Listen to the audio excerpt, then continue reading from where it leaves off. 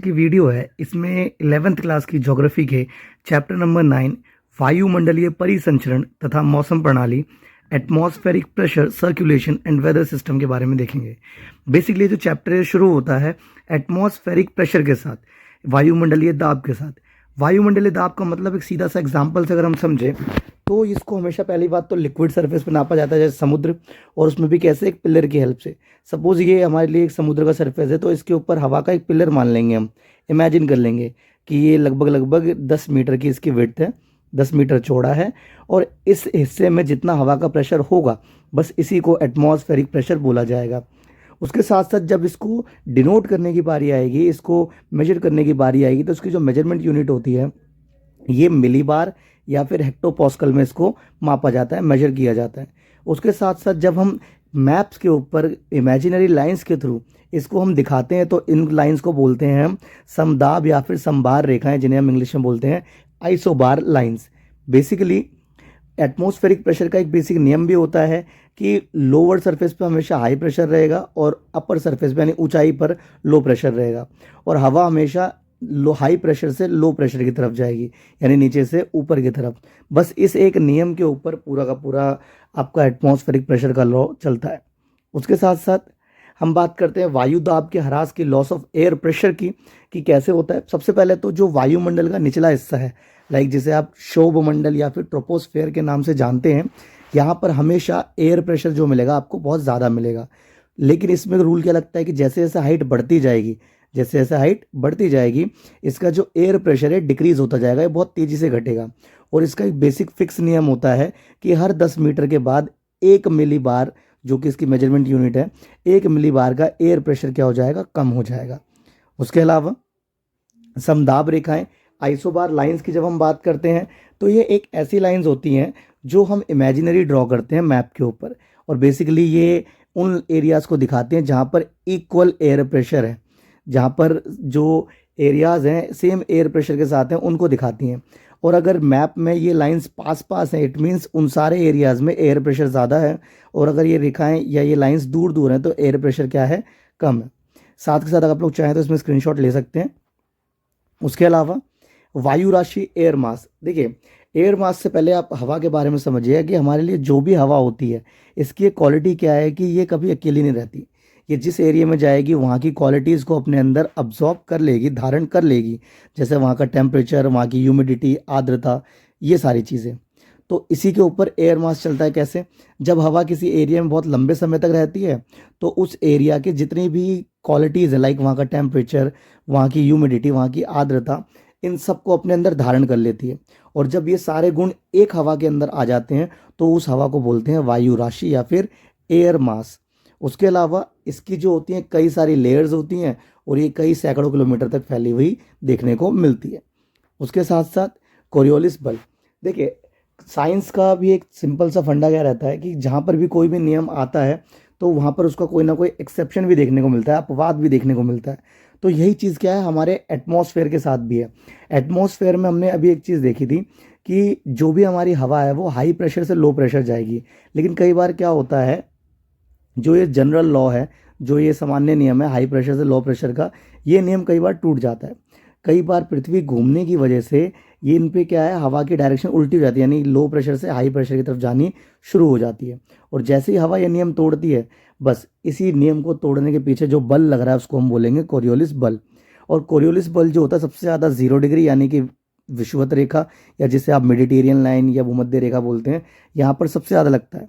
उसके अलावा ये लाइन आपके लिए सबसे ज़्यादा ज़रूरी है, जिसे आप 1 मार्कर में भी ऐड कर सकते हैं, कि कोरियोलिस बल को जो प्रेजेंट करने वाला साइंटिस्ट था उसका नाम था फेरेल, इसीलिए इसको फेरेल का नियम या फेरेल्स लॉ भी कहा जाता है। उसके अलावा हमारी पवनों के प्रकार की बात करें तो 3 तरह की पवनें होती हैं। पहली होती है भूमंडलीय पवनें, प्लेनेटरी विंड, जो 3 हिस्सों में, व्यापारिक, पछुआ और ध्रुवीय, यानी कि ट्रेड विंड, वेस्टर्ली विंड्स और पोलर विंड्स। दूसरी होती है सामयिक पवनें, और तीसरी होती हैं स्थानीय पवनें। अब इन पवनों को जब आप डिटेल में देखते हैं, सबसे सिंपल, ठीक है, ये चीज़ याद रखिएगा, सबसे ज़्यादा सिंपल अगर कोई हवा है जो बेसिक लॉज को फॉलो करती है तो वो हमारे लिए कौन सी है, भूमंडलीय पवनें। ये जो भूमंडलीय पवनें होती हैं ये एक ही दिशा में पूरे साल चलती हैं, हाई प्रेशर से लो प्रेशर की तरफ चलती है, जो बेसिक नियम है।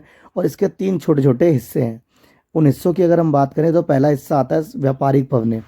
ये व्यापारिक पवनें जो होती हैं, इनकी जो शुरुआत होती है ये हाई प्रेशर से लो प्रेशर की तरफ होती है, बट इनके ऊपर सबसे ज़्यादा कोरियोलिस बल यानी कोरियोलिस फोर्स जो है अप्लाई होती है। और याद रखना, कोरियोलिस बल किसी भी क्षेत्र में अगर हवा के ऊपर अप्लाई हो रहा है, इसका मतलब वहाँ की हवा अपना नियम तोड़ेगी, यानी कि हाई प्रेशर से लो प्रेशर जाने की जगह लो प्रेशर से हाई प्रेशर चली जाएगी, उल्टी चली जाएगी। उसके साथ साथ जो ये व्यापारिक पवनें होती हैं, ट्रेड विंड्स होती हैं, ये विषुवत रेखा वाले एरियाज़ में, मेडिटेरियन लाइन वाले एरियाज़ में रेन का सबसे बड़ा रीज़न है। और ये सदर्न हेमिस्फेयर में, जो दक्षिणी गोलार्ध पृथ्वी का निचला वाला हिस्सा है, यहाँ पर साउथ ईस्ट डायरेक्शन में दिखती हैं। उसके साथ साथ इनको अगर आप बात करो तो ये आपकी 0 डिग्री हो गई, यहाँ पर सबसे ज़्यादा इम्पैक्ट पड़ता है। और जब इनकी हवा रहेगी ये सदर्न हेमिस्फेयर में नीचे वाले हिस्से में, तो ये हमेशा साउथ ईस्ट की तरफ जाएंगे, ठीक है। उसके साथ साथ पछुआ पवनें, वेस्टर्ली विंड्स की जब हम बात करते हैं, तो वेस्टर्ली विंड्स बेसिकली ऐसी होती हैं जो 30 डिग्री से 60 डिग्री के लेटीट्यूड के बीच में चलती हैं। देखो, जैसे ये हमारे लिए 0 डिग्री है, ऐसे ही ऊपर करते करते जाएंगे तो यहाँ पर हमारे पास 90 डिग्री आ जाता है। ठीक इसी तरह नीचे जाएंगे तो यहाँ पे 90 डिग्री आ जाएगा। इसीलिए यहाँ पर इसको हम बांट दें, 30 डिग्री पे आपकी लाइन ऑफ कैंसर यानी कर्क रेखा, मकर रेखा, वो सब ऊपर नीचे देखने को मिलेंगी 30 डिग्री। तो ये जो 30 से 60 डिग्री वाला हिस्सा है, यानी कि 0 से 30 के बीच में आपकी व्यापारिक पवनें चल रही हैं, ट्रेड विंड्स चल रही हैं, और 30 से 60 के बीच में आपकी पछुआ पवनें, वेस्टर्ली विंड्स। अब इसके अलावा ये पवनें बहुत ज़्यादा शांत होती हैं और इनकी दिशा कोई फिक्स नहीं होती, और ये रीज़न रहते हैं, ये रिस्पॉन्सिबल है किसके लिए, अगर किसी एरिया में चक्रवात या प्रति चक्रवात साइक्लोन्स या फिर एंटी साइक्लोन्स आ रहे हैं तो ये उसके लिए रिस्पॉन्सिबल है। उसके साथ साथ ध्रुवीय पवनें, ये आपकी 60 डिग्री से 90 डिग्री के लैटीट्यूड के बीच में चलती हैं। याद रखेंगे, इसको बीच में से काटा तो ये 0 डिग्री हो गया, इसके ऊपर यहाँ 30 डिग्री, इसके ऊपर यहाँ 60 डिग्री और सबसे ऊपर 90 डिग्री। तो 60 से 90 डिग्री के बीच में चलने वाली जो पवनें होती हैं, इनको ध्रुवीय पवनें या फिर पोलर विंड्स कहते हैं, और ये बहुत ज़्यादा ठंडी होती हैं। उसके साथ साथ सामयिक पवनें, सीजनल विंड्स, बेसिकली मौसम के अनुसार अपना दिशा, अपना मास सब कुछ चेंज करती रहती हैं, जिनका एक एग्जांपल आप मानसूनी पवनें या मानसून विंड्स को मान सकते हैं। उसके बाद स्थानीय पवनें, जो लोकल विंड्स हैं, बेसिकली ये ऐसी पवनें होती है जो ज़मीन को गर्म और ठंडा होने की वजह से पैदा होती हैं। और इसके साथ साथ इनके ऊपर जो इम्पैक्ट पड़ता है, ये स्थल समीर, समुद्र समीर, यानी कि समुद्र की तरफ जाने वाली हवाएं, समुद्र से आने वाली हवाएं, इन सब का इम्पैक्ट बहुत पड़ता है। उसके अलावा स्थल समीर, देखिए स्थल समीर का सिंपल सा मतलब है, याद रखना, पहला नाम जो है वहाँ से हवा शुरू हो रही है। लैंड ब्रीज में लैंड पहले आ रहा है, तो यानी कि एक ऐसी हवा जो ज़मीन से शुरू होकर कहाँ जा रही है, समुद्र की तरफ जा रही है ज़मीन, और ये रात के टाइम चलती है ज़मीन से समुद्र की तरफ। उसके साथ साथ ऐसा क्यों, क्योंकि रात के समय जो ज़मीन है ठंडी हो जाती है और समुद्र देर से ठंडा होता है, तो जो देर से ठंडा होगा वहाँ पर लो प्रेशर एयर रहती है। और रूल क्या कहता है, हाई प्रेशर से लो प्रेशर, यानी ज़मीन पे अगर हाई प्रेशर एयर है और समुद्र के ऊपर लो प्रेशर एयर है, तो हवा तो ऐसी जाएगी समुद्र की तरफ। उसके अलावा ये रहा कि अगर ज़मीन से हवा चालू हुई समुद्र की तरफ गई, तो इसको हम बोलेंगे स्थल समीर। क्यों, क्योंकि याद रखेंगे इस तरफ क्या बना हुआ है, लो प्रेशर। उसके अलावा हमारे पास समुद्र समीर, फिर पहला जो नाम आ रहा है इसको याद रखिएगा, यहीं से बस हवा चालू हो रही है, यानी अब ऐसी हवा जो समुद्र से चालू होती है ज़मीन की तरफ आती है, और ये बिल्कुल उसके अपोजिट है, वो रात में चलती थी, दिन में चलती है। इसके अलावा ऐसा क्यों है, क्योंकि दिन के समय ज़मीन ज़्यादा गर्म होती है पानी की तुलना में। उसके साथ साथ ज़मीन पर लो प्रेशर रहेगा तो ये पवनें आती हैं। और याद रखेंगे, हवा की जो भी हवाएं समुद्र की तरफ से आती हैं बहुत ज़्यादा ह्यूमिड होती हैं, आर्द्र होती हैं। ह्यूमिड या फिर आर्द्र का मतलब है कि ऐसी हवाएं जिनके अंदर नमी है, मॉइस्चर है। उसके साथ साथ हमारे पास घाटी समीर, वैली ब्रीज, क्योंकि दिन के समय देखिए सारी चीज़ें गर्म हो रही हैं तो हवा ऊपर की तरफ उठ जाएगी। हाई प्रेशर से लो प्रेशर जाने का बेसिक नियम रहता है। अब ऊपर जा रही है तो नीचे कोई और हवा इसका स्थान लेगी, और इसीलिए ये प्रोसेस चलता रहता है। घाटियों के अंदर ज़्यादा देखने को मिलता है क्योंकि वहाँ पर गहराई होती है। उसके साथ साथ पर्वत समीर, माउंटेन ब्रीज की अगर हम बात करें, तो ये पर्वतों के क्षेत्र में होने वाला एक एक्टिविटी है, और ये पार्थिव विकिरण की वजह से, टेरेस्ट्रियल रेडिएशन की वजह से होती है। क्योंकि सूर्य रात के टाइम में सूर्य तो अवेलेबल है नहीं, तो सारी ज़मीनें क्या हो जाती हैं, बहुत ज़्यादा ठंडी, और ज़मीनें ठंडी होने की वजह से इनकी जो डायरेक्शन होती है वो ऊपर से नीचे की तरफ हो जाती है, और ये हवाएं जो होती हैं पर्वत समीर वाली, ये बहुत ज़्यादा हमें शुष्क देखने को मिलती है, ठंडी देखने को मिलती है।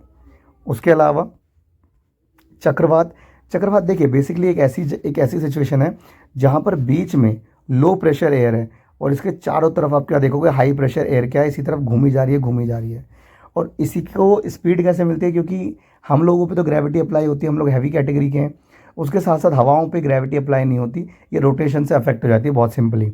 तो जो पृथ्वी की घूमने की दिशा है उसकी वजह से साइक्लोन की स्पीड बढ़ती है या घटती है। अब सबसे इंपॉर्टेंट याद रखेंगे ये दो लाइनें कि चक्रवात की जब बात करेंगे, साइक्लोन की जब बात करेंगे, तो नॉर्दर्न हेमिस्फेयर में कहाँ पर, यानी कि उत्तरी गोलार्ध में, अगर ये पृथ्वी है तो इसके ऊपरी हिस्से में ये क्लॉक के अपोजिट चलती है, एंटी क्लॉकवाइज ही घूमते हैं। और साउथ में यानी दक्षिणी गोलार्ध में ये लोग क्लॉकवाइज घूमते हैं। चक्रवात की बात हो रही है यहाँ पे। एंटी साइक्लोन की बात करें तो जब हवा के सेम वही बीच में हाई प्रेशर होगा और चारों तरफ लो प्रेशर होगा तो ये प्रति चक्रवात बन जाता है, एंटी साइक्लोन बन जाता है। और ये बिल्कुल उसके ऑपोजिट है। याद रखेंगे, चक्रवात या प्रति चक्रवात में से कोई सा एक याद कर लीजिए और दूसरे को बिल्कुल उसका ऑपोजिट कर दो, बिल्कुल ऑपोजिट, बिना कुछ सोचे समझे। जैसे वो नॉर्दर्न हेमिस्फेयर में एंटी क्लॉकवाइज था तो यहाँ पर ये क्लॉकवाइज घूम रहा है, और वो साउथ में क्लॉकवाइज था तो साउथ में क्या हो जाएगा, एंटी क्लॉकवाइज। तो बिल्कुल ऑपोजिट है दोनों एक दूसरे के। उसके अलावा फ्रंट वाताग्र, देखिए जब हवाएं दो अलग अलग एरियाज से आ रही हों, ठीक है, मान के चलिए एक हवा ईस्ट से वेस्ट आ रही है और एक हवा वेस्ट से ईस्ट जा रही है, दो हवाएं जा रही हैं। अब इनके बीच में दोनों का टेम्परेचर क्या है, अलग अलग है। अब इनके बीच में जो इनका मीटिंग पॉइंट होगा, इनके बीच में जो सिचुएशन बनेगी उसको वाताग्र या फिर फ्रंट बोलेंगे। यानी कि ऐसी जगह जहाँ पर दो डिफरेंट टेम्परेचर की हवाएं आकर मिलती हैं उन्हीं को वाताग्र या उन्हीं को फ्रंट बोला जाता है। और ये देखिए वाताग्र की वजह से आसपास का मौसम, टेम्परेचर सबसे ज़्यादा अफेक्ट होता है। उसके साथ साथ ये तीन तरह के होते हैं, जैसे शीत वाताग्र, यानी कि दो हवाओं में से अगर ठंडी वाली हवा की ज़्यादा क्वांटिटी है तो कौन सा वाताग्र बनेगा, ठंडा। उसके साथ साथ अगर गर्म हवा की क्वांटिटी ज़्यादा है तो बनेगा उष्ण वाताग्र, वार्म फ्रंट। अगर दोनों इक्वल हैं तो बनेगा स्टेशनरी फ्रंट। क्लियर है इतना? उम्मीद करते हैं आपको समझ में आया होगा। Thank you.